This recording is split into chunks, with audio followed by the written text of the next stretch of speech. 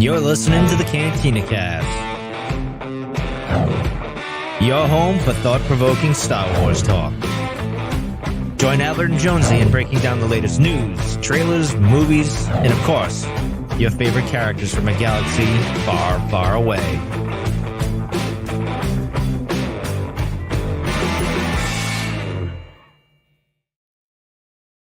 Hello, everyone. Welcome to the Cantina Cast. My name is Albert Padilla, and this is episode 548, our breakdown of the latest episode of The Bad Batch, an episode entitled Juggernaut. And we've got, there was some good stuff in here. Like, I know we're going to get into the whole filler discussion, but I can tell you straight out the gate here that it wasn't a filler episode. And anybody who thinks so, well, you're wrong. And speaking of right, Jonesy's with us tonight. I thought you were going to say, speaking of filler. Filler. Speaking of wrong, Jonesy's with us tonight. Jonesy, welcome to the show. How are you doing tonight? I'm doing fantastic, man. And I'm really excited to talk about the whole filler, like, feedback that's coming back online, because I think it's a crock of you know what. Yeah, so. It's so crazy. It's absolutely nuts. Yeah. Yeah. I got a lot of opening thoughts on this one, but more on that here in just a second. Why don't we, if you don't mind, do you mind saying thank you to a few people, because we've got somebody who upgraded. Yeah, Danny upgraded to the now part of the tribe member, so that's really exciting and welcomes. And he joins this illustrious crew. So Danny, Rob, Mike, Lauren, Dante, Riss, Justin, Jackson, Sharkman, Dan, Daz, Isabella, Uncle Leon, Josh, Jacob, and Rita Reborn. And then our Delusions of Grandeur members, Rod, CJ, Alex, Steve, and Daz. Thank you all so much for Patreon. CantinaCast.com/Patreon if you are curious about that. We're actually going to do a Patreon show tomorrow with Lauren and doing our breakdown of the Tales of the Empire trailer. So a little overdue, but we're really excited to dig into that one and start to share with what we have. And then we've also got some really exciting Patreon coming up. I just recently posted over on Patreon that we are now soliciting interest for people joining us on the show for another fact poi or from a certain point of view, where we will talk about our top 3 moments from The Phantom Menace and celebrating the 25th anniversary. So pretty exciting. We're going to limit Albert to just 2 honorable mentions this year. Yeah. No, there's no chance in hell of that happening. But that's not happening. But yeah, but pretty exciting. We're always excited to have our Patreon members on, and be able to do it with coinciding with the 25th anniversary is pretty neat. We've got some other things that we keep talking about doing, so we're hoping to put those to paper and get those in front of our Patreon members as well. So that's really exciting. Is that a show? I mean, you're excited. You love the Phantom Menace, so I'm excited that I was hoping we'd be able to see the movie and then kind of do it, but the schedule's not going to work out that way, because it would be really cool to have people's kind of raw impressions or refreshed impressions of seeing it in the theater, before that show, rather than just watching it at home. Yeah, I agree. It would be kind of special, but I think at this point, I don't know. I think if you're like a true, I'm going to say true, air quotes, true Star Wars fan and a fan of the Phantom Menace, you've probably seen it in the last 30 days. I would imagine. I mean, I've seen it once, and that's because I've been seeing it everywhere and I'm like getting hyped for it. I know I'm going to watch it a few more times. So it is fresh in my mind, but yeah, there would be something kind of cool to capture that experience after someone had just watched it either, for the second, third time, or just, in 20 years or whatever it's been at this point. So yeah, especially if they would have brought their kids or their families to it, that would have been pretty neat too. Introducing a new generation to the Phantom Menace on screen would be pretty neat. Yep. Also pretty neat is we did a little bit of swag update over the weekend, and thank you to everyone for the positivity, and the response has been overwhelming. So thank you. As many people know, Albert and I kind of live off of coffee. We love coffee. I've become more interested in like the making, the craft part of coffee as well. So it's pretty interesting. So it inspired me to make some Cantina Cast coffee company. We are not starting a coffee company. Not yet. Not yet. I mean, I would totally do it. But anyway, I wish I could pull off the tie-dye shirt, because actually that's like my favorite one of the bunch. I just think it looks so much fun. But anyway, if you're interested, cantinacast.com/store or /shop, either which way. And for right now, while some of the other discounts have gone away over the weekend, t-shirts are 20% off again. So all you have to do is go out to cantinacast.com/store. You don't have to put in any codes or anything like that. It's right there on TeePublic, and you can grab some swag. I think the stickers are also 20% off as well right now. So if you like that kind of stuff, check it out. Like I said, it's like with Patreon, everything y'all put into us goes right back into the show, and we certainly appreciate it, and we hope you enjoy it. Yeah, good job on the logo too, by the way. I love that logo, and it's been selling like hotcakes. Like, we get emails when these sales happen. It's just been one after another. So thank you guys for everybody that's went out so far and purchased one of these. Yep, pretty exciting. You want to walk through? We teased some of the programming notes, but what else we got going? We have like we were talking before we came on air. We got the gauntlet going right now. It is like a marathon of Star Wars content, and it's only going to get worse as we get closer to May 4th and the Phantom Menace release. But so tomorrow, again, Patreon exclusive. That'll be myself, Jonesy, and Lauren. And we had to make this show happen. And Lauren, this is the only day Lauren was available, so that's why she's there. There's just too many ties to Rise of the Red Blade that can't be ignored. And both Jonesy and Lauren had, I don't know, did you guys ever get that show out? I knew you guys were planning on it, but I know they had done their homework. And so we're not going to let the opportunity go to waste for them to kind of break down and, weave that storyline into whatever we want to speculate on the trailer. So it fits so nicely with some of the things that we're seeing with Barriss Offee and some of the parallels with this cat. So it just made sense. So we're really excited that Lauren's going to be able to come on and join us for it. Yep.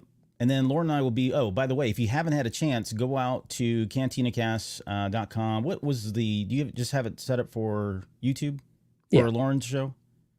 I think I have one for J&A as well. Okay, that's what I thought. But if you head out to CantinaCast.com/YouTube, she just released her review last night, as a matter of fact, for The Living Force by John Jackson Miller. I can finally talk about this book, and all I got to say is, man, it's my favorite John Jackson Miller book that he's ever done. And I put that above Kenobi and even A New Dawn because it's really, really good. There's some of the humor in this is just like, I'm like, who is this guy? Who's writing this thing? But yeah, more on that. But so her video is already out. And then Laura and I will take a deeper dive on Sunday. I think we slotted like an hour and a half or something to kind of really just break this book down and talk about it because we both fell in love with it. I think she even said this is her. I haven't watched her video yet because I've been swamped. But I know she's been talking about it, and I think this might be her favorite book, maybe of all time, I think, at this point. Because it does a good job of really painting the Jedi in a very positive light, which I think is starting to get lost here. It's a little overdue, I think, yeah. Yeah, so it's a great book. But that'll be Sunday. And then Monday, we're excited to bring on Greg from Rebel Base Podcast. He's a avid card collector. He's got a whole show based on just Star Wars card collecting, and he dabbles in other things as well. But I have a bunch of Star Wars Unlimited card collecting game cards, if that's even a word. And we're going to open these things online, but we're going to put him through the ringer too. So there'll be some conversation about Star Wars. We'll introduce you to Greg. He's such a great guy. He's had us on his show a few times. We've met up with him at Celebration. Jonesy, you've met up with him in person out and doing some other things up there in the north. But yeah, just a great opportunity to finally get him on the show and kind of talk Star Wars, and at the same time figure out how much money I've wasted and all the money I've invested in these cards. So that'll be fun. It's an investment in your enjoyment of life, Albert. So yeah, it's my how you're still married. I really don't know. But hey, before we get started, one of my favorite parts of the show is calling out all of our live stream people. CantinaCast.com/YouTube. If you're listening to this, we'd love to have you on the live stream. You can join Steph, Kathy, Hard Counter, Trent, One Up versus CPU, my Star Wars guys, Gary, Rebel Scum, and then Rod. Now this is Rod Racing. 4 a.m. is up and Adam. Thanks, to listen to the show. Thanks for joining us, bud. It's good to see you again. Yeah, glad you can make it out. All right, let's talk about this episode because let me get your thoughts too. I mean, it was a little bit of a shorter episode, which already makes me upset that people are like, oh, it's a filler episode. I'm like, bro, it was like 18 minutes, 19 minutes. I mean, if anything, you should be complaining that it wasn't long enough. But I mean, you can't call something that's 19 minutes filler, in my opinion. But why don't we get the filler conversation out of the way first? I'll let you take the first shot, and then we can get into our initial thoughts, and then we'll get into the step-by-step breakdown. Yeah, I mean, how else are you supposed to get from point A to point C if you don't go through point B? Mm-hmm. I mean, it's one of the things of, and I thought there were good points within the episode that help keep it from feeling like total filler, right? And I understand where people are coming from, that it didn't really feel like there was anything monumental that happened, but at the same time, if they were just to, I mean, they kind of bypassed, we talked about this last week, like, okay, does the Empire just bail on Pabu and they leave? Well, I guess the answer was kind of, yeah, that's what they do. Yeah. But, they still kind of streamlined that and got off of Pabu really quickly, where it was a little bit difficult to see how they were going to do that. So they jumped a lot of that stuff that you could have said would have been true filler if it was just trying to get off Pabu and buying time. But I love bringing back Rampart. I mean, it was a forgotten character for us. We mentioned him briefly. We weren't really sure how he would fit back in, but this makes a lot more sense of how to fit back in, although it's a little unclear what he has to offer of getting to Tantus. But it's good to see a character brought back. And as we wrap the series up, we've only got a few episodes left now. It's really important for us to kind of close some of those gaps. I'm good to see the loose ends will be tied up a little bit here. And also, while we didn't maybe get some of the responses from Emery that maybe we were looking for with the reunion with Omega, I think there was a lot of emotion that they conveyed to the animation and the conflict going with Emery that I thought was really interesting for us to talk about tonight as well. Yeah, that's a good point. I didn't really pick up on that. And yeah, we're recording, and normally we record these on Thursday nights. Usually we've had a little more time to digest this, but yeah. So we kind of slammed this one in. I've seen it 3 times because it's just a short episode, so it really wasn't a huge, effort on our part. But you're right. I hadn't really had a chance to kind of digest and fully take in some of the animation pieces. Although there were moments in there I was like, wow, they're continue to do an amazing job with the animation and the series just in general. And let me start on that note as far as my opening thoughts. I don't know that there is a bad episode of The Bad Batch. Like I can point fingers at other episodes in Clone Wars and even Rebels, sacred as that is to my heart. Even the live action series. There's some episodes in there where I'm kind of like, it was kind of take it or leave it. But I don't know. There seems to have been always something to pull out of these episodes, first and foremost. Second, to your point earlier, I mean, I don't know what people were expecting. We had to get this out of the way. Now, could they have buckled this up with another episode and maybe that would have probably softened the blow of it feeling like a quote filler episode? Yeah, maybe. Could they have tied this into an episode already and just wove it in there and make it a longer episode? Yeah, probably. But there's nothing filler about it because it continued to move the narrative forward. And I think your definition of filler, of course, it is subjective. I get that. For some people, it feels like it's got to be meat and potatoes every single time. It's got to always be about the mythology and it can never be about the monster of the week.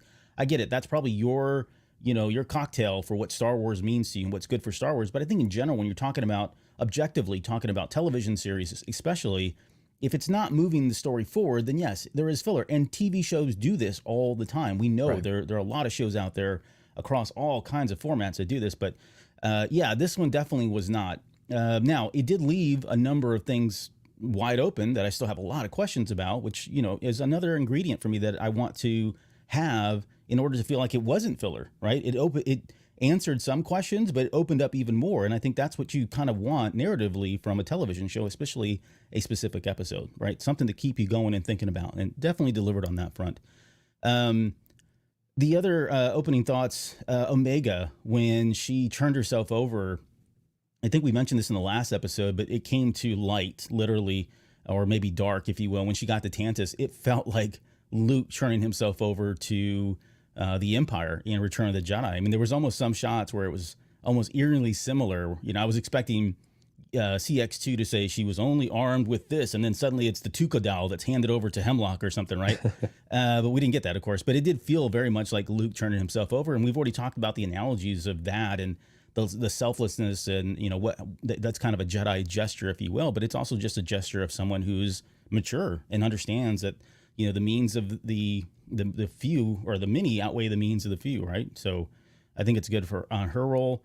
I enjoyed Phee kind of filling in. I think we kind of predicted this and we've seen a little bit of it, but definitely in this episode it stood out where we saw Phee in Tech's role doing the Tech stuff that we would have expected Tech to do, bringing people in, doing some crazy ass, free fall with no power on, and then rescuing them at the very end when it seemed like all hope was lost.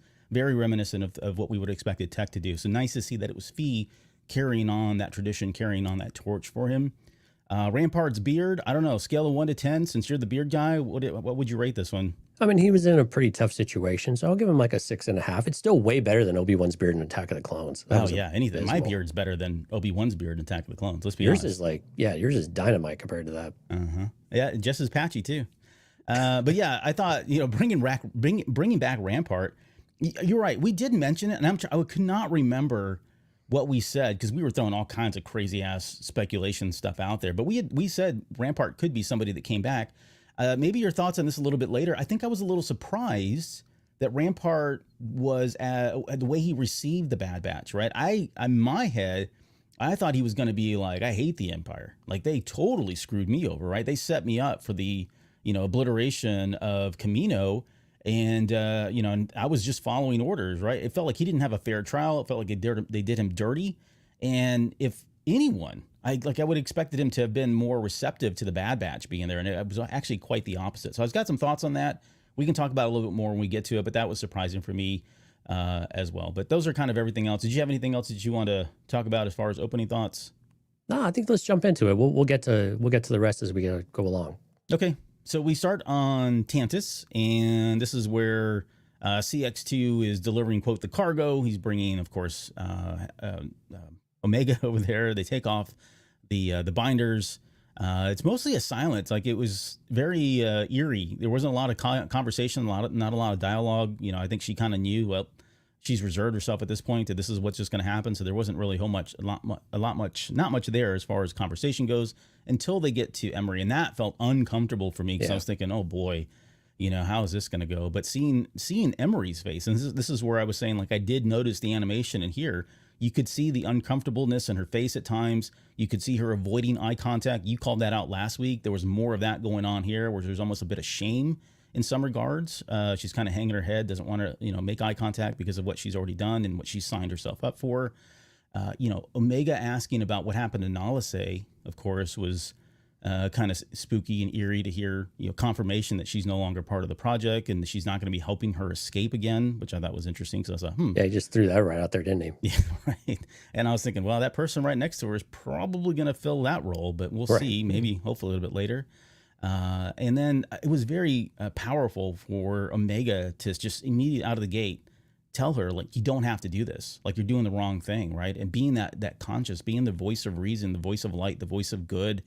And Emery just saying, no, that, you know, I don't remember if she even acknowledged it. I don't think she did. I think she just kind of went on. She said, I do. Okay. Like, I do have to. It was very much Luke and Vader, you know, on Endor. Yeah, right. To continue that analogy, right? Yep. That parallel definitely was the same thing. And then and I'll get your thoughts on all that as well. But just that last part of there of, like, for what it's worth, I'm glad you're safe. And to be, for her to fire back, am I? That was such a great retort. Yeah. Yeah. No, your thoughts on any of that? Yeah, I like that Emery, like, is very hesitant. You can almost feel like the helplessness and a little bit of hopelessness seeping in, is that she's been given this task from Nalase that, you know, it's on you now to figure out how to protect these kids. And now Omega, her sister, comes in. And I think we have to start viewing them as sisters, not just as siblings, but I think if you want to differentiate between the two terms a little bit, because I think Emery does have a different connection with Omega than she did, of course, way back at the beginning. And now that a lot of things have come to light, but you start to feel and see Emery's expression really start to be very conflicted, very lost, and not really sure what to do. And you could feel like the pressure from Hemlock. Any hesitation, he's quick to point out, you know, is there a problem with that? You know, for her continuing the testing with Omega, because he wants to go straight to the test. Let's confirm that she was a good recipient from it, right? Or a good host, or whatever the term may have been. Yeah, yeah. And you could just feel that, like, she wants to say, yeah, she has a problem with it, but she's like, what is she going to do? She knows how cruel and she knows how Hemlock operates. And to cross him, he won't give her the same quarter that he's given Nalase, because Nalase is a backup plan at this point. You know, he's come back, you know, just keeping her in holding. True. That he can bring back to that. But with Emery, I think she realizes that he won't have any kind of hesitance to go ahead and put her out the pasture if she disobeys him again or does what Nalase did. So I love that that's creeping into it, and we start to see some of the ruthlessness of Hemlock come back to us, right? And it's always been there, but it's continuous and strengthening as the show goes on in each episode. I think is really, to me, it's a great villain, right? And I just love that he's a great villain, and the massaging of the hand all the time, of course, has been consistent throughout, but that's just menacing in its own way. Like, he's contemplating something, and every time he does that, he's just got some nasty thought, you know, brewing in his mind of what he's going to do to these people next. Yeah, I think we're all like, this is building up for us, everybody cheering when we see the end of him. If we see the end of him in this series, that'll be another thing to talk about at some point.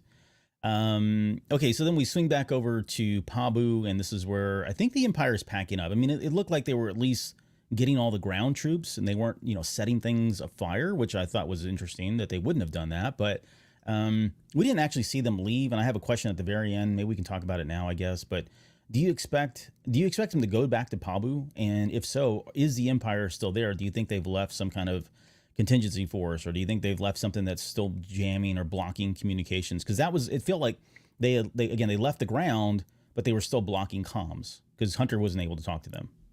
Yeah, it seems like, I mean, it seems like they were suggesting that the Empire really is, they're done. There's nothing left. And we talked about this last week too, where what else would they stay for? It's the MO of the Empire to occupy. But again, there's no real resources that we're aware of to go and mine. The people they could subjugate, they could just take them off planet and leave. They've done that before, strip the place and then go.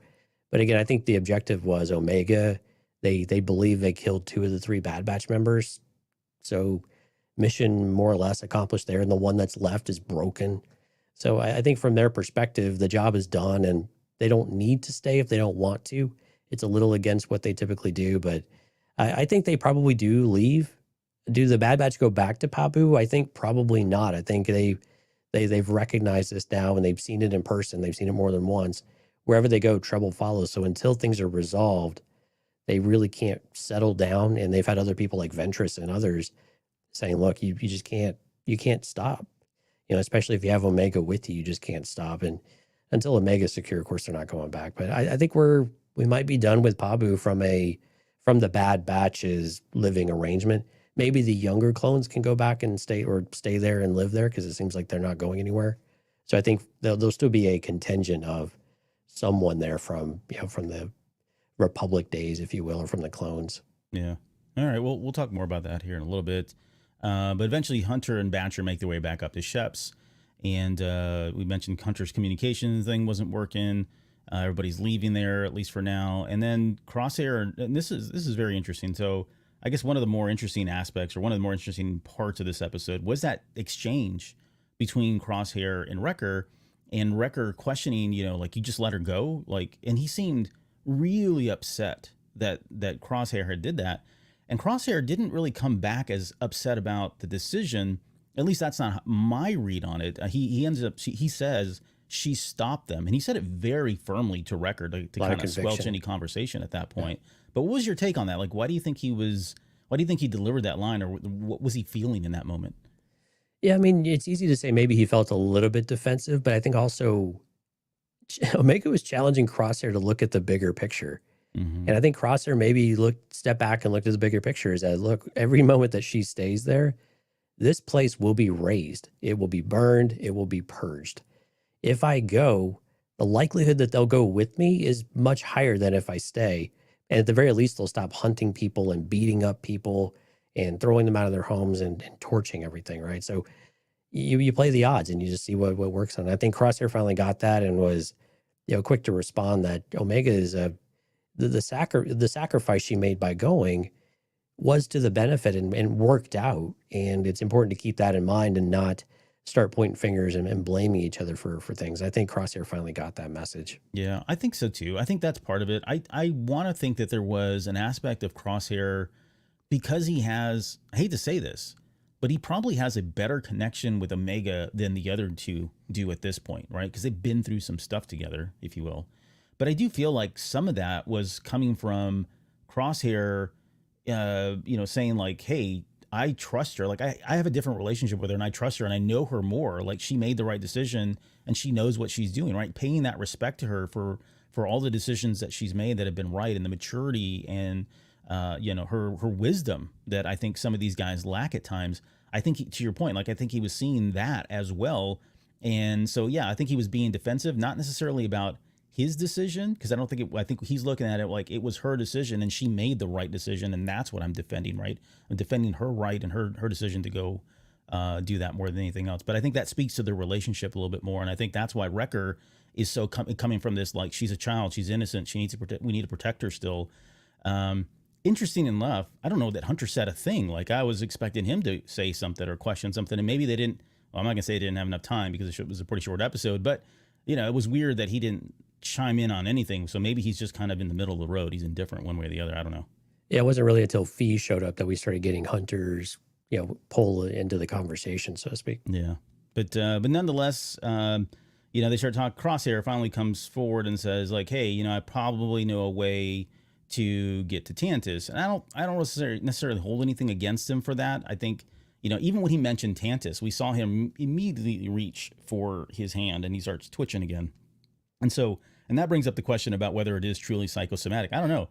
when I saw that scene, I was like, oh, okay, I think there's no question in my mind, there's no doubt in my mind at this point that it is psychosomatic, and it is just kind of a PTSD type thing, anxiety type thing that's really, thrashing at him. But how did you feel that Crosshair knew something, didn't say anything, and waited for this opportunity to do so? Anything wrong with that? No, I think this actually was probably my favorite part of the episode. Actually, was the response. I think the emotion that we get from Crosshair grabbing his hand, you could see the nervousness come back in, and all the things that him and Omega were starting to work through. Like you said, psychosomatic just seems to be what it is, and that he admits that. Look, and you see what I really like is Hunter's expressions throughout this exchange. Hunter's a bit hard too, and at least he's got the face. He's really hard on the face. Wrecker's pushing back, saying, "I can't believe you knew something," but then when he starts to say, I don't want to go back there. Like, I never thought I needed to go back there. Like, why would I? And you start to see the fear, and there's just something not right. And Hunter instantly softens. And D. Bradley Baker did such an amazing job with the voice in order to when Hunter re-engages with the conversation, it's a much softer tone. It's a more conciliatory tone, right? It was a little more friendly. It was a little more open and not accusatory or anything like that. So it was more welcoming. And it was a really important moment for them to recognize that, look, Crosshair is difficult for him to open up in the first place. But this is really, really difficult because some really nasty stuff has happened to him. And we still don't know exactly what that was, but that we're starting to get a glimpse into that. And they're starting to see, we can trust that reaction because that's genuine. That's real. Crosshair doesn't show that kind of emotion. And so it was really important for us to be able to see that. And again, I think Crosshair, I don't blame him for hanging on to some of the stuff. And granted, with Rampart, that's a long shot. And they're desperate at this point. So it's about the only option they have at this point. So why not try it? And you start throwing Hail Marys, right? You start to see what takes and what's possible and what else are you going to do? And I think that's where Crosshair's at. If we got to do something, so let's start picking people up.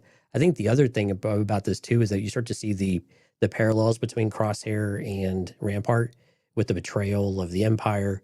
And like you said at the beginning of the show that we'll talk a little bit about is how they both kind of handle that or what their objectives might be as they go through working together in the longer term here. Or I guess the shorter term, not the longer term. Yeah.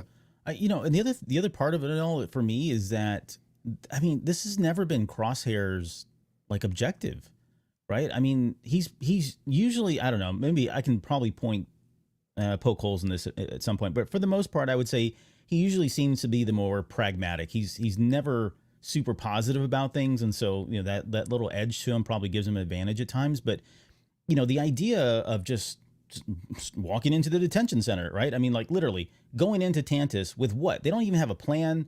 We've never seen them sit down with Rex and say, here's what we need to do. I mean, all of that seems so far-fetched that I don't think he would have presented this information, because in his one mind, it's absolutely cockamamie. You can't just go march into Tantus, right? He's been there. He knows what it's like. It's a suicide mission.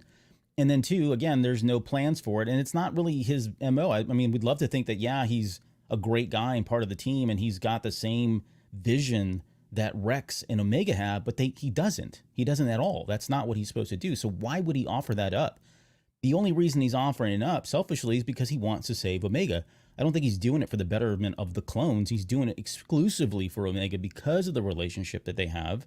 And so I think, yeah, it makes sense that he would have been keeping this. And to his point of, or I guess your point about it's so far-fetched. I mean, this is wild. Even he probably I suspect that he thought that Rampart knew. It's even more complicated than that, because now apparently it's someone else that Rampart knows. And so now we got to go chase that little breadcrumb there. But it was important that he also highlight that, Rampart's not exactly trustworthy. He didn't trust him even when he was with the Empire, bringing that information and trying to get their hopes up early on for really something that he can't guarantee and is almost likely to get backstabbed at the end of the day. And we definitely see Rampart's reaction and how he's going to manipulate the situation to his own advantage. You can see why Crosshair would not want to propose this as a possible solution to have any kind of hope to get up, because it's such a long shot. But again, I thought it was important that he recognize and he say the thing he's not trustworthy, knowing that that's a bit like calling the kettle black, right? Mhm. It look back at him that he's not really trustworthy or wasn't for a time, and is working on rebuilding that too. But again, important things to note between it and read between the lines and look a little deeper. Yeah, and I do. There is a lot to be said about him saying like, I never want to go back there. Like you clearly see what that place did to me. So why would I ever think about going back there? That makes absolute and total sense to me. The one thing about Rampart, it was interesting to see that he was still alive. And I think to kind of tie it to this right now, the only reason he's alive is because he doesn't know how to get to Tantus. Like I would expect if he had betrayed the Empire, as they said, and he did know the coordinates or he knew how to get there, I think they would have probably offed him off. Like I think that's the only reason he's still alive is because he didn't have any information that was worthy to him. I mean, they can lock him up and let him work with an Juggernaut all day long, which is torture in itself. But but there's no reason to not kill him because he didn't have that information. So yeah, agreed. Phee's back. She kind of comes up very miraculously. Almost kind of, I don't know. There's something symbolic about her rising up from the bottom. And apparently there's tunnels under Pabu, and there was a way off this rock the entire time, and no one told us. It is a well-known fact that the Empire loves cave spelunking, and that place is just ripe with it. And so that is the reason why the Empire is going back, because there's so many caves to explore, and the Empire just can't get enough of it. But it was good to see that she came back, and she was making her way through the caverns, which I was laughing at because we just talked about that quite a bit in the last 2 episodes. And Crosshair, like, I love that he was like not even playing games. He's like, "We need your ship. Like, you have a ship, we need it. Sorry, officer, kind of gonna take your car type thing." And then her response about Tech told me about you, your sparkling personality. Right? I love that little line. And yeah, he's poker face, doesn't even. Well, his response was, "So I'll take that as a no." Right. Crosshair's developing a sense of humor. I like it. Yeah.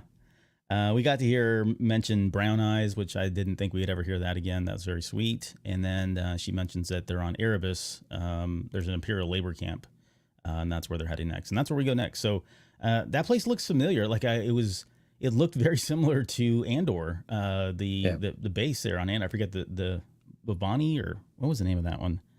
Yeah, it doesn't matter. But I didn't get a chance to look it up either or refresh my memory. But it did similar structure with a dam almost kind of thing and all that. So I was like, oh, that's cool. I love it when they tie that stuff together. But that was really neat. And Rampart, yeah, looking pretty scruffy. And I mean, God, talk about just the worst job in the world, especially when you're stuck with an Ugnaught who doesn't speak English or common or whatever, basic. It was a quick scene. Anything you want to add to it before we move on to the Phee ship? No, let's get to the ship. Okay, we're back in the ship now with Phee, and we're kind of going over the plan. A lot of this footage is stuff that we saw in the trailer, which, we always talk about. It's always surprising, like it's always fun to see how far in advance they're giving us sneak peeks of stuff. And this is pretty deep stuff that we got. I was expecting this, episode 3 or 4, and, definitely didn't turn out to be the case. But we see the holomap that we saw that in the trailer. The plan is that Phee is going to take them in close, take them in undetected. She reassures them that she can do that. She talks about guards, sensors, and scouts, and then we get that line from the trailer, "Give us a real challenge," from Wrecker, which is fun to hear and see. And then once they're inside, pretty easy. They're going to pinpoint wherever Rampart's at, and then call for Phee for an evac, which again would have been Tech's position, Tech's role in all of this, but pretty straightforward plan. I was like, okay, we'll see where this goes. Yep.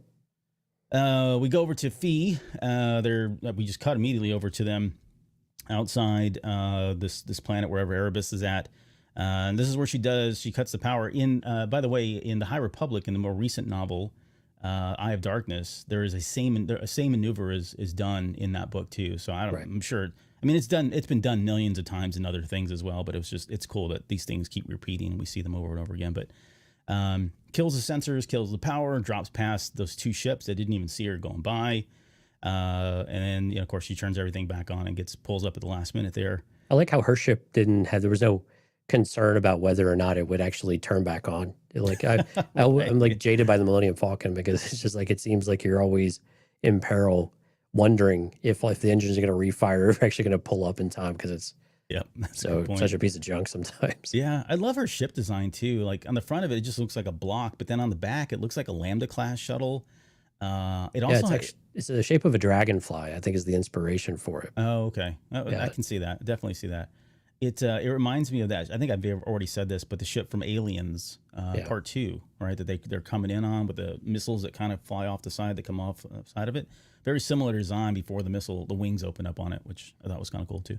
Yeah, and a bit of the same inspiration from like the Nebula frigates or something like that from the Rebellion. Oh yeah, exactly. The big similar bulky idea. front, smaller back, tail, Yeah. spine looking thing. Yeah, fish spine, fish bones. Excuse me. Okay. All right, I'm going to edit that one out. We get to, they head to the bridge and they notice there's some stormtroopers there. They take them out. Those poor guys are just kind of like, man, nothing really happens ever around here. Next thing out, they're Want some action. And they made a chance to respond to the action. Yeah. It finds them. Yeah. And then we get Star Wars science. They plug in. Of course, he's going to bypass whatever he needs to bypass and slice whatever he needs to slice to get the coordinates.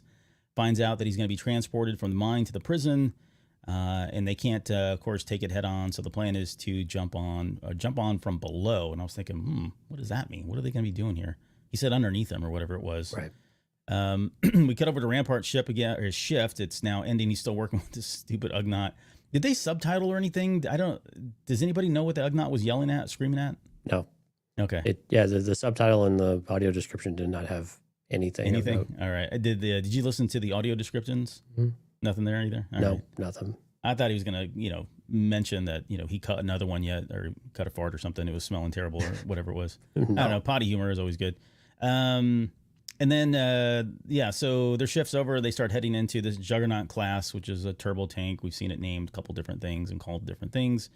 The Bad Batch then decide the lower part was them getting into an area where they were literally lower than the turbo tank. Yeah, a little bit of a trench. Yeah. Yep, a little bit of a trench. They fire their little cables, pull themselves up, and then they jump in, knock everybody out. I love when Wrecker hit that guy and just said clear, like that was. He's like, did you get them all? Nope. And then we get into Plan 55, which.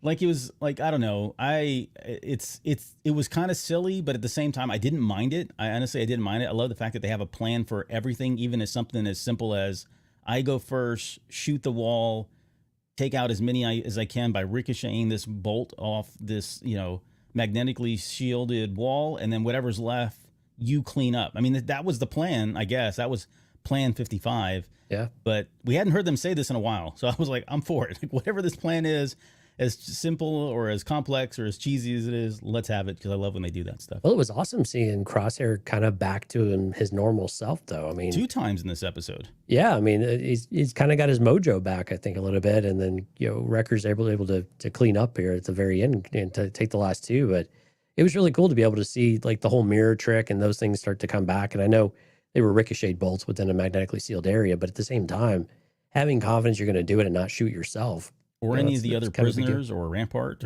Yeah, exactly. I mean, so again, Crosshair's skill, that memory muscle is starting to get flexed, I think, and he's maybe starting to get some confidence. And so I'm hoping that this is the progression we've been waiting to see from his rehabilitation, and that this is something that Crosshair is really moving forward with definitively now. Yeah. And of course, we do see Rampart at this point, and I saw him. I was like, "Oh, hey, it's Rampart tied up again. Nice to see you guys." And him like acknowledging he sees Crosshair CT-9904. Yeah, that was crazy. And he's like, "Oh, you remembered me? How touching!" Yeah, which was kind of weird that he did remember his CT number, and probably purposely did that, right? He could have called him Crosshair, but it was a conscious decision not to. Once an Imperial, always an Imperial, I guess. Yeah, when I want to dig into that here, pick at it just a little bit. They say the target's been acquired, and he says, are you here to kill me? He said, tempting, but no. This dialogue between, it was very cold between Rampart and Crosshair, which I really did appreciate. They release him, release the rest of the prisoners, which offers up suspicions to the base about why that ship stopped, or the tank stopped. Before we get into that whole part of it, though, just going back to Rampart and the way his reception to the Bad Batch. Did you find that weird at all? Would you have expected him to act this way? Expect him to act any different? Why do you think that is? Do you think he blames the Bad Batch for all of this mess?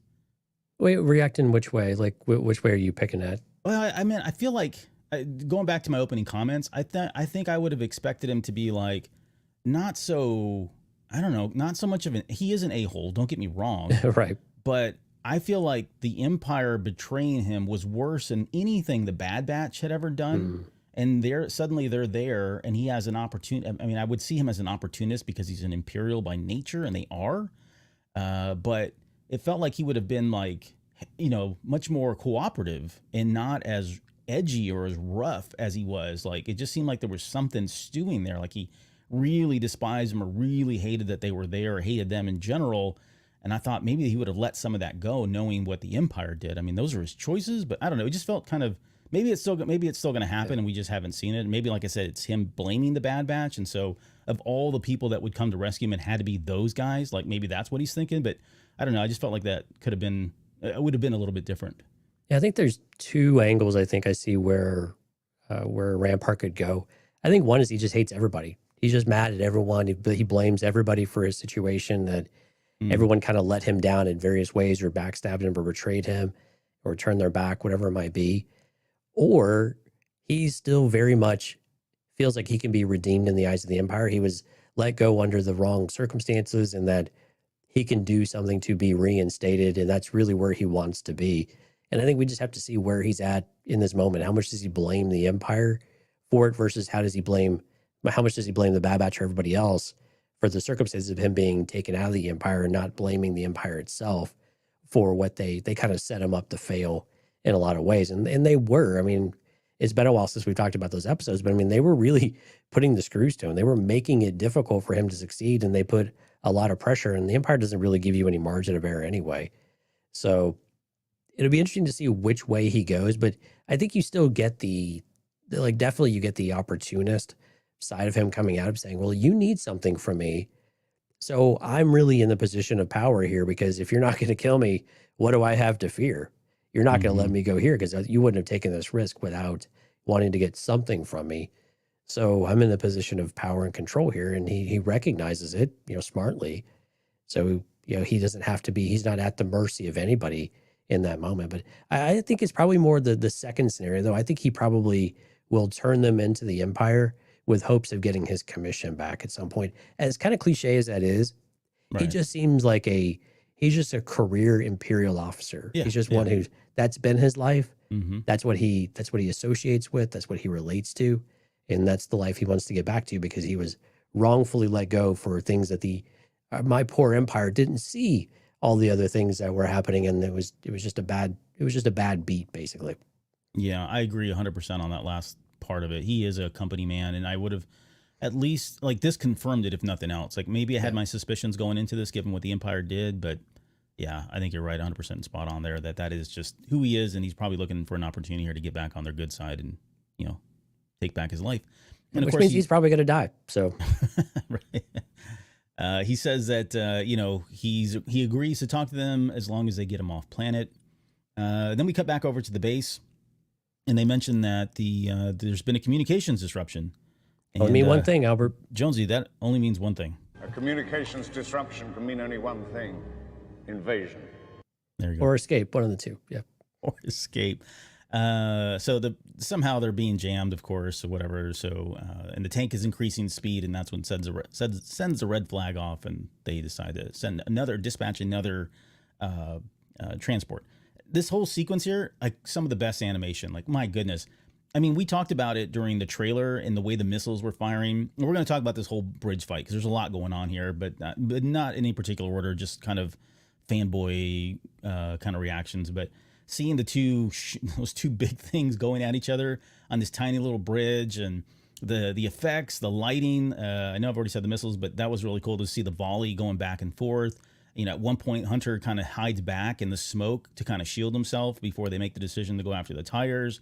We get him, basically pulling like a Dukes of Hazzard, not to age myself, but going over the front of that other one. And I'm glad you saw it too. Flying through the air. It was like right out of the Dukes of Hazzard, I swear. But yeah, dude, this was like an homage to 80s, because there were references to Transformers. There were references to Knight Rider. There were references to Dukes of Hazzard.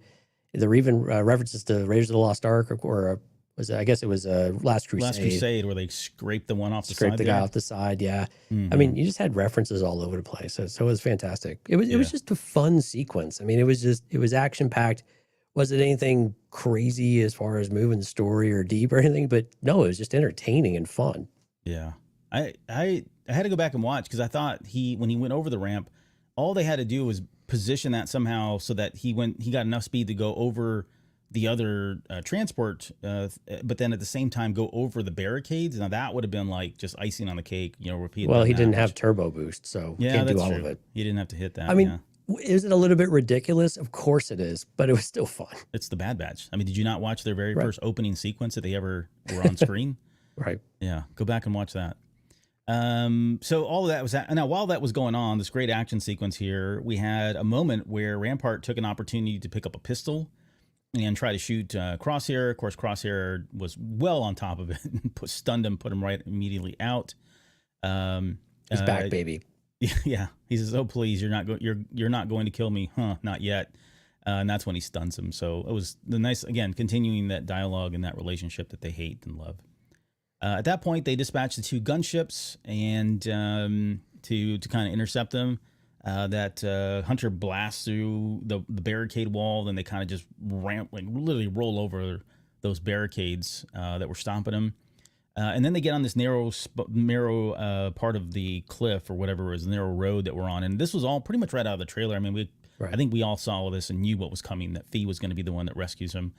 But yeah, they start dropping the stormtroopers. Now, credit to the stormtroopers. Like, I thought they did a pretty good job. Like, they weren't the bumbling idiots that I would have expected to see. Yeah. The first one, sure, they went down because Wrecker took them out. But the second one, as soon as they got on there, I mean, they did a pretty good job of taking out the turrets and all that, and they just didn't hold on to anything, which, you would expect them to not do. Right. That's when Phee swoops in, and we get to, I don't know, it was a little harrowing there that Wrecker wasn't going to make it off, but I didn't think anybody was going to perish, not like this. It would not have been the right, they weren't building up to it like they did with Tech's death, honestly. There wasn't that level of, level of, eeriness, I guess, going on. Right. The playing up on that. The other thing I wanted to mention is I got to go back. So my Star Wars guy said this earlier. He says, I guarantee nobody guessed it was Rampart when we were guessing who Wrecker was holding during the review of the trailer before the series aired. At some point we brought up Rampart's name. I want to go back and watch it because maybe we did. I don't know. I don't remember. We did speculate on whose body that was. I think we might have said Omega at the time or something. I don't know. Yeah, I don't know who we said it was. But now I want to go back because if it is, dude, I'm never gonna let you. I'm gonna paste this all over social media. I'm gonna use you as a poster child. So sorry, but yeah, it was my point of this was it was hilarious to see the way he just pitched him like a sack of potatoes up onto the little ramp there. It was like a body double or just like a mannequin. It had no life to it whatsoever. Right. I don't know. It was kind of funny and comedic, but nonetheless, that one goes over the edge. It blows up, and of course they get out of there and they're free. Rampart wakes up, then says, this is where he delivers this whole thing about, okay, it's complicated. I don't know how to get to Tantus, but I know somebody who does. And he says that, his last words are, we were in this together kind of thing. So we'll save that question for the very end about who possibly he could know at this point. But any final thoughts before we move into Tantus again? No, let's go back to Tantus. On Tantus. Well, actually, let me say this. Good, yeah. It was nice to have a very light environment for a change. It was very, without all the dark shadows and the crushing just environments. It was nice for it to be outdoors and bright. Yeah, it was a nice change of pace from some of the scenery that we had both in this episode and in previous episodes. So a nice little contrast and break from the dark and doom and gloom. Yeah, maybe this season, honestly, in general, has been pretty dark. But I mean, it's been really dark. Very symbolic, I guess. Makes sense. Yeah, probably so. So back on Tantus, this is Omega now. She's got her blood being tested. Of course, it's positive. We all knew it was going to be positive. Then Hemlock says he's going to show her what it means, and then they walk off. And then we see Emery, who's been struggling with this, continues to struggle with this, but she lets out a huge sigh, like an audible sigh. At the very end of there. And I would assume it's because she knows that she's never coming back. Like if Hemlock walks her back there to the vault, she's never coming back, right? She's sealed Omega's fate at this point and had an opportunity to do anything, and she was struggling with that, and now she can't because they've left. I don't, we'll talk more and speculate about where Emery goes at some point, but any thoughts around or anything you want to add to that? And all I get, it was just really nice to see Emery struggling with what to do. I mean, you felt like that exasperated sigh was just one of complete frustration and hopelessness. Like, I don't know what to do. Like, now say, what is it you want me to do to help Omega and to help these kids? And like, what's even possible at this point? Hemlock is over my shoulder all the time. He knows exactly what they want. He's got her. He's gonna keep her under lock and key. She's in the most secured place probably in the galaxy, or one of the most secure places in the galaxy. No one knows where it's at. Yeah, what am I supposed to do? I'm just one person. And Nala Se was just hiding things, right? So what could I do that's any more meaningful than that? But Hemlock's going to be looking at everything. So you kind of feel for her at this point, and you want her to have some idea of how she can make a difference. But you start grabbing at straws of like, okay, I don't know what she would do. And thankfully, Omega is very resourceful, and she's going to make friendships in the vault, I think. And she's made friends with Jedi before, so yeah, you never know. And these kids may not have a lot of overt force ability quite yet. We don't really know that, but it's an interesting scenario for her to be surrounded by a bunch of kids with midichlorian counts that are presumably pretty high. Yeah. Gungi and that experience and encounter, I think, is probably going to come up again at some point, since that's her immediate kind of connection to the Force, and at that age, anyways, outside of Ventress. But maybe more of that a little bit later here. She's going to beat Eva up for stealing her Tuca doll. Yeah, that's right. Hey, that's mine, kind of thing. I'm sure they will do that. I'm sure she'll see that and be like, yeah, you keep that, kid. That suits you better, kind of thing. Right. It got me through this hard place. All right, so they start walking back, and this is where we get Hemlock kind of monologuing again, but at the same time, I think it's purposeful. I think the writers are just trying to make sure that we're very clear at this point on what exactly is happening, and how midichlorians work and all that. And so I had the whole thing written out, and I was like, yeah, I'm not going to do it. It's enough. We know exactly how this works. Go back to this episode, go back to the episode before. But he does say, you are a vital piece to our work here, Omega, meaning like you're done. You're never leaving this. When she walks in and says, who are they? He says, they're the rest of the puzzle. And then finishes by saying, this is your new home, which is like, and that's where the episode ends. And we think, holy crap, this is, gotten pretty serious. Like, they're never going to let her out of the vault at this point, which is very different than what she had before. So I don't know, it kind of throws a wrench in a couple things for me, maybe a little wrenches in terms of, can Omega really do anything to get out from the inside, as we suspected she would probably in the future? But any thoughts about what we saw there at the very end? Actually, it was a question for you: does the end of this episode and the conversation between Omega and Hemlock put to rest Omega being at least force sensitive at any given point, or showing any kind of force abilities through this series? Does it kind of squash all of that at this point, do you think? Yeah, I don't know that I don't think I've ever been on the bandwagon of she's going to display the Force. I don't believe you. I mean, I may have thought about it, but I do subscribe to, and I've said this before, I think in several different ways, but it's one thing to have a high midichlorian count, which she does. That's been confirmed, but that means absolutely nothing. That is truly just the potential to do something. There still requires the dedication and the focus, as Kanan said. It requires the training, as Ahsoka said. Without those two, it's like fire, right? You got to have air, you got to have fuel, and you got to have some material to burn, right? Without those three, resource. You take any one of those out, and you don't have fire. You take any one of those out of this, and you don't have anybody that can use the Force. And so, I don't think she will. Like, my long-term theory is that she will at some point become a Jedi, and she will get trained, and maybe she never reaches her full potential, like somebody like Sabine or whoever you want to throw in that bucket. But no, I don't think she'll ever display any force-sensitive powers.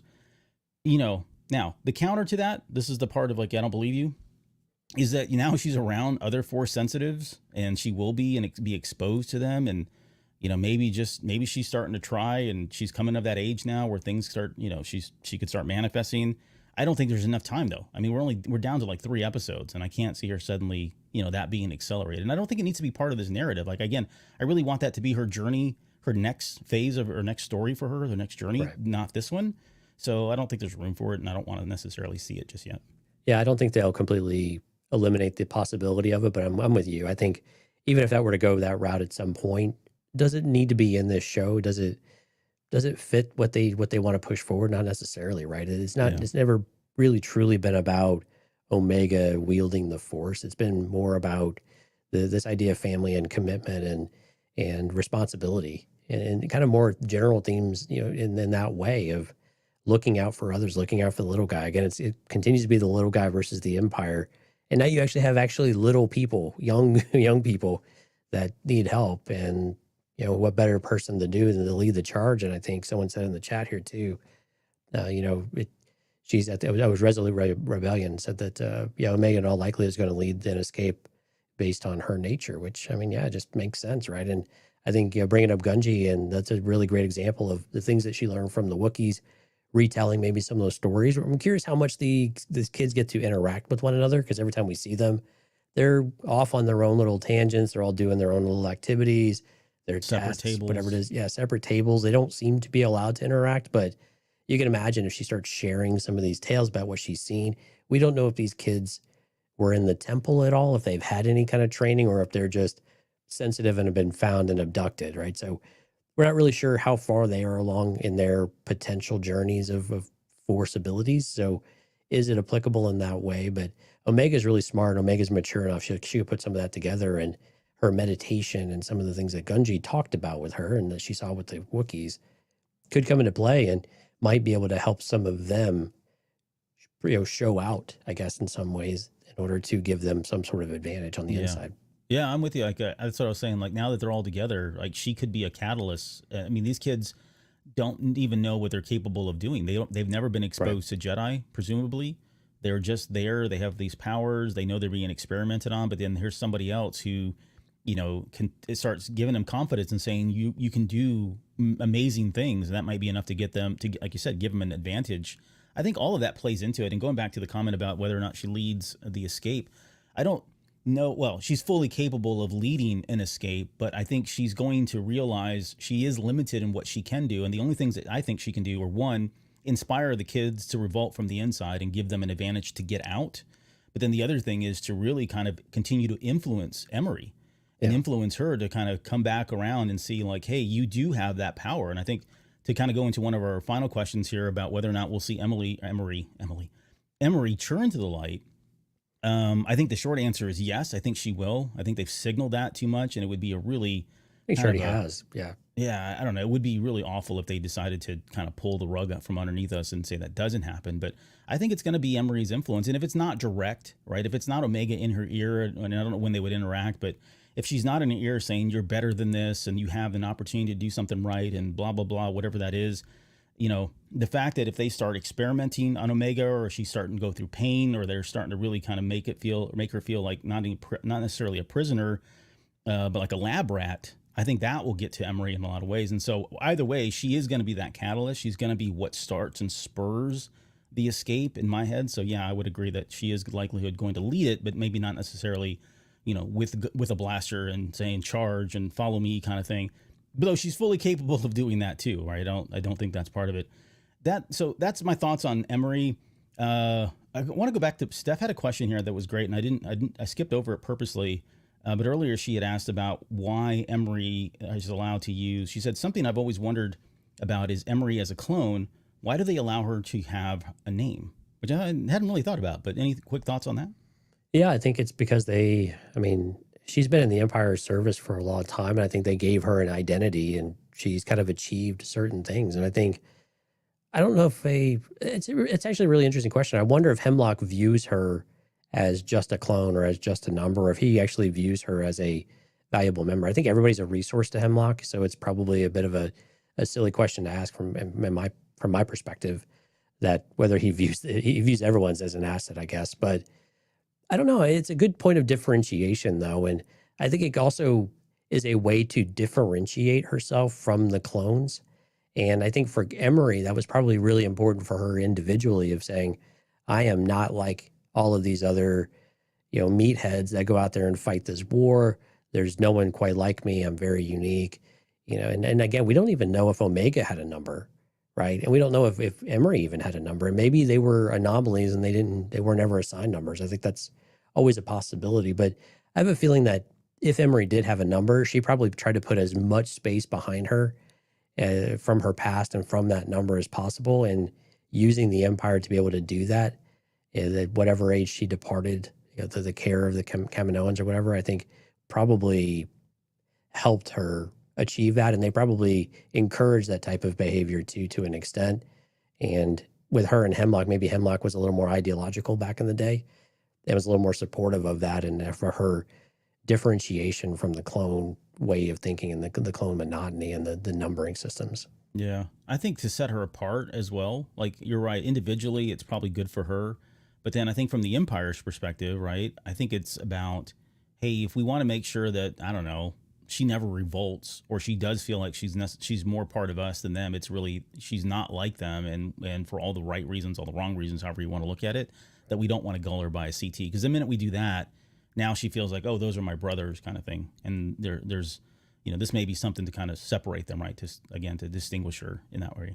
Yeah, and if CT was clone trooper, I mean, did it fit what they intended for her to be, I guess? True. It's a really good question about whether I'm just really curious if she had a number at all to begin with, or if she didn't, or if she has a different numbering system. It's kind of an interesting question. I'm sure she probably did. I thought Omega was CT01, but I don't know. Maybe that was fan fiction or something I dreamt up. I don't know. Maybe that's not right, but I don't know. If that would make sense if she was 01 and she was Omega as the last one too. So whatever. Okay, so Empire. We talked about Empire and Pabu. Who does Rampart know? I don't know. Who does he know? I don't know either. I would imagine at this point, like I was running through, and I have not had a chance to really sit down and digest fully. What's that? It's probably Sid. All roads lead back to Sid. But yeah, I can't think of anybody that's been introduced in the series that would have any information on Tantus. So I would suspect it's going to be someone we've never heard of. Maybe some engineer that helped come up with the designs, or who knows? Like maybe I don't know. It's got to be someone we know, though, right? I swear, if it's Masa made, I'm going to be a little upset. Oh no. I don't really have a strong preference or feeling one way or the other. Like I can see where, if you say it's somebody we know, then people would be like, oh, it's always somebody we know, or it was right in front of our face the whole time. If you say it's no one that we've ever been introduced, and it's lazy writing, they couldn't figure out a way to it's just whatever. Right. You're not going to win either way. But it could be it doesn't have to be somebody we know. It could just be someone that, again, it could be an architect or somebody that was there on the planet originally before the Empire ran everybody off. We don't know what the history was canonically with Tantus, so I don't think that's necessarily important. I think at the end of the day, they probably will have information. It's probably going to be a combination of Rex and company invading Tantus and then the revolt from the inside. Like it may not just be one thing. It's probably going to be both happening at the same time, because that's going to build up a lot of drama, and I would expect that's pretty locked down tight. So it won't be that simple and that easy. Yeah. And whatever versus CBU said, maybe a bounty hunter. I think bounty hunters are possible, although with what we saw with Cad Bane, they made the exchange back at Coruscant. So it sounds like maybe they've been a little more secretive. Because I thought about that too. I was like, well, okay, maybe there's bounty hunters that have come and gone, but if I have, that's probably been a while, I would think. So at least from what we've seen on screen, it seems like those transactions are happening off world for security purposes. Yeah. All right. Last question. And I threw this in here. And again, just stay with me here, because it might get a little cockamamie and tinfoil hat theory type stuff. But there is a line. I said I was going to read it, but now I was like, crap, I do need to read this because it ties into this last question. So Hemlock, when he's walking Omega to the, what do you call it? The chamber. What the hell is it called? The vault. Yep. The vault. Thank you. When he's walking Omega to the vault, he goes and tells her, oh, M counts, we can't directly replicate, blah, blah, blah. Everything's degraded. And then he says, we tried various methods, mixing samples from other test subjects, yet nothing worked. Until we combined your sample with one of the M count specimens. So when I heard that, I thought, well, wait a minute. So if that was successful, have they done that? Have they cloned? Do you think they've cloned it at this point? Is there a clone out there that has the specimen sample along with the Omega M count sample that they took earlier, and they've got a clone Force sensitive person in Tantus right now? I'm going to go with probably not. I took it more as just a reflection and a recall from the original successful test. That they didn't have any success until that very first, the very first time that the machine registered a positive. It registers. That's how I took it. I took it as a recall and a reference back to, several episodes ago where she was first flagged. Hmm. All right, let me read it again. I tend to be a little more like stringent in some of that stuff, or a little more literal, I guess. So the first part says attempts have been made, but each time the levels degraded, and so we experimented. Again, we tried various methods until we combined your sample with one of our M count specimens. So they did do it. Like he clearly says, we combined your sample. That could just be the centrifuge, though, right? I thought that's what they're doing. I don't know. Taking the tube of blood and I assume they were just testing it. Yeah, maybe that's what it was. Maybe that's what it was. All right. I think you talked me off of it. No, I mean, it's an interesting, I hadn't considered that from that perspective, because I just assumed it was just the centrifuge that we kept seeing over and over and over in the previous episodes. No, I'm with you, because honestly, at this point, something else. No, I mean, it got me excited, but I thought, no, they don't have time. Like, what are they going to do? And then I thought, oh, it's Sabayoth. That's the only reason I was excited here, because we're going to get Heir to the Empire, Jonesy. I don't know if I've told you this yet, but this season, it's a room right here. It's going to be Heir to the Empire. All right, no, I think I'm good with it. I think you're right. I think what he was saying is until they combined it in that centrifuge thing and they got the yellow light, everything was negative until that point. So no, there's not a clone out there, but they have the opportunity. Like the potential is still there. If they do have that, who's to say they don't create a Snoke with that or something later down the road? They may not be able to create many, but they have at least one viable like sample of Omega's blood and a specimen's blood that have combined and have a high M count. What do they do with that now? I don't know.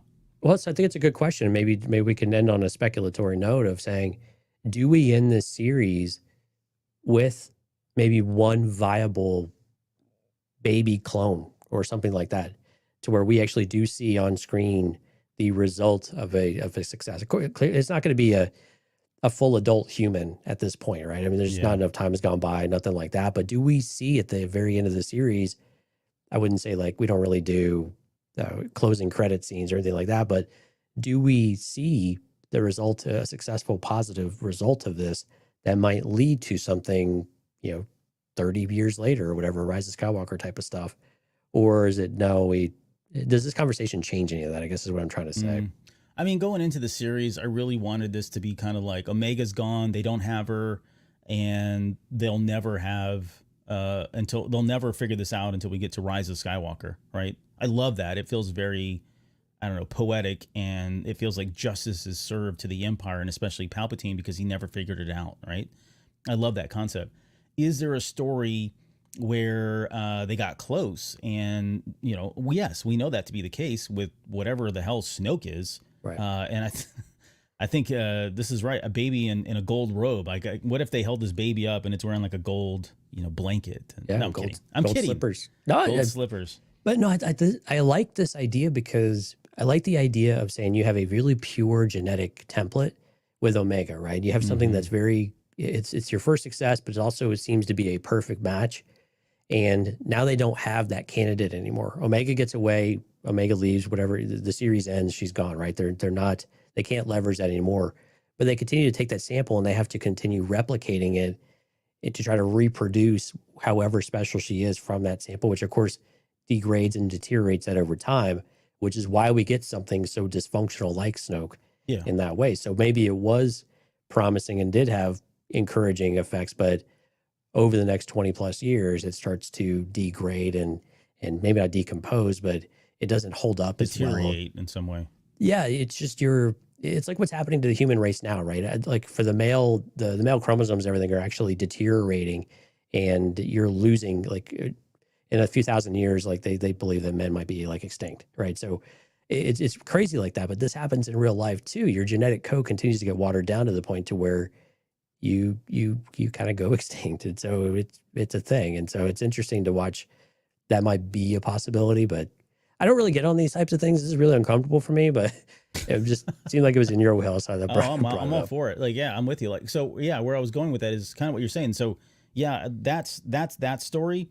Is there a story though of Snoke still? And could this be the genesis of that? And to your point, like it never gets any better. It's a copy of a copy, or it's a VHS copy of a VHS copy of a VHS copy. And by the time you get 10 copies in, the resolution's terrible and the tracking's really bad. I'm really dating myself yet again, 'cause I'm talking about the MVCRs.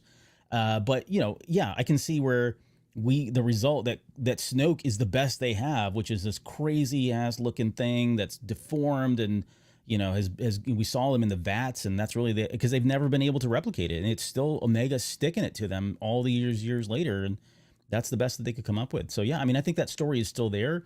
Could they? So to answer your question, I mean, we end the show on this.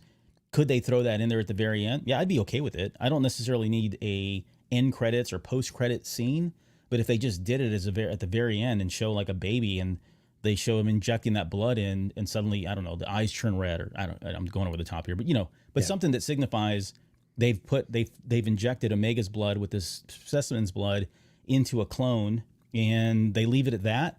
Hell yeah, let's do it, because that's a whole nother series, or that's another book, or whatever they want to do, and I'd be down to kind of entertain and watch that. Yeah, you could always come back to that in Mandalorian too if you wanted to connect the series. Yeah, show the baby in the gold robe.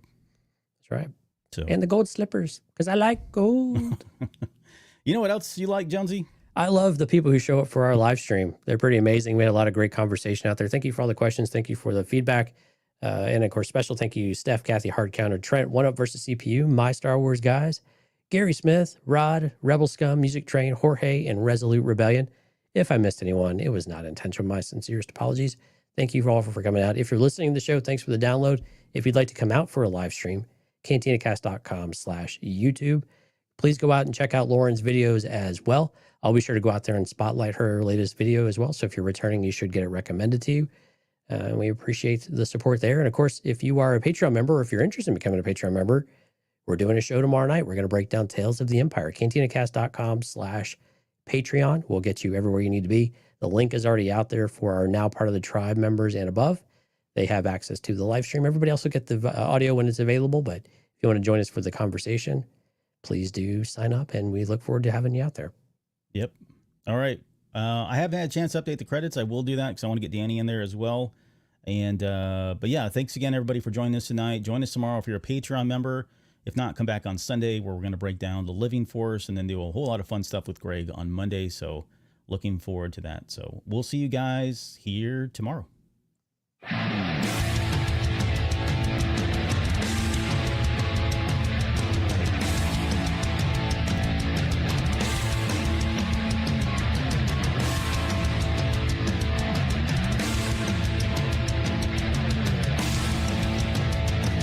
You're still listening? Wow, that's amazing. Well, I'm here to give you the disclaimer.